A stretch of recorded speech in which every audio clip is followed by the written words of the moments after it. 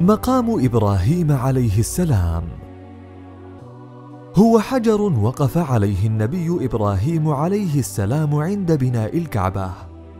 ورد المقام في قول النبي صلى الله عليه وسلم: إن الركن والمقام ياقوتتان من ياقوت الجنة. يقع المقام الآن على بعد 11 مترا من الكعبة في المكان المتجه نحو المسعى. أحيط المقام بهيكل نحاسي مطلي بالذهب على قاعدة من الرخام. لا يمسح على المقام ولا تلتمس فيه البركة، إنما المشروع أن يصلى خلفه ركعتا الطواف. بقي المقام آية بينة على بناء البيت لقوله تعالى: فيه آيات بينات مقام إبراهيم.